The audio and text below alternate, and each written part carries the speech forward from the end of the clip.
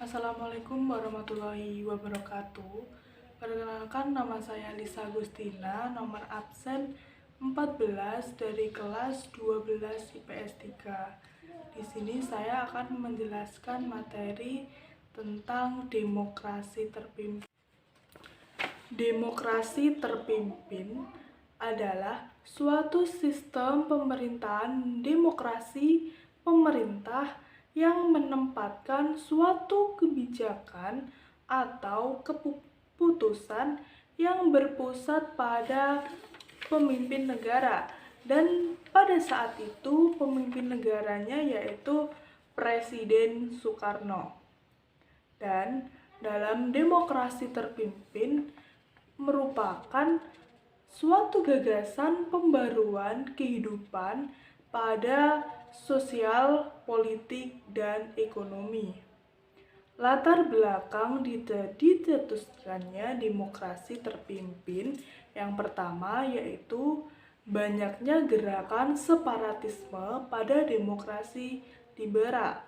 Yang kedua yaitu program-program yang dirancang kabinet tidak dijalankan secara utuh sehingga pembangunan ekonomi di Indonesia itu menjadi tersendat. Yang ketiga yaitu konstituante gagal dalam menyusun undang-undang dasar baru untuk menggantikan undang-undang dasar sementara tahun 1950. Isi dari Dekret Presiden 5 Juli 1959 yaitu yang pertama yaitu pembubaran konstituante. Yang kedua, berlakunya kembali Undang-Undang Dasar 1945. Yang ketiga, yaitu tidak berlakunya Undang-Undang Dasar sementara 1950.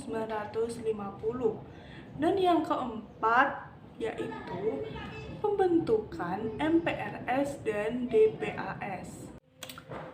Ciri-ciri dari demokrasi terpimpin yang pertama yaitu adanya kekuasaan presiden yang pada saat itu adalah Presiden Soekarno, yaitu berperan sebagai penguasa tertinggi di dalam negara.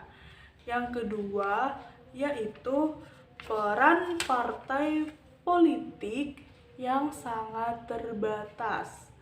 Yang ketiga yaitu peran militer yang sangat terbatas, yaitu TNI dan Polri. Yang keempat yaitu paham komunisme semakin berkembang.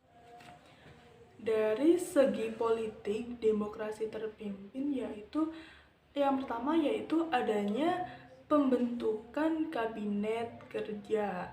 Yang kedua, kedudukan lembaga tinggi dan tertinggi negara berada di bawah pimpinan presiden. Yang ketiga, melakukan politik mercusuar.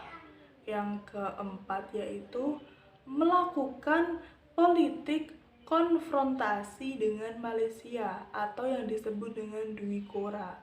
Yang kelima yaitu politik luar negeri lebih cenderung pada blok kiri atau blok timur. Dan dalam segi ekonomi, demokrasi terpimpin yaitu yang pertama yaitu ekonomi lebih terpimpin, terkomando, dan terpusat. Yang kedua yaitu terjadinya sunering atau pemotongan uang kertas.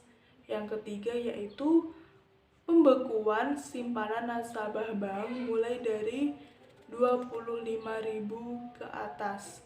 Yang terakhir yaitu merupakan rancangan pembangunan semesta dengan pola 8 tahun. Dampak dari politik, sosial, budaya, dan ekonomi pada demokrasi terpimpin yaitu adanya krisis ekonomi.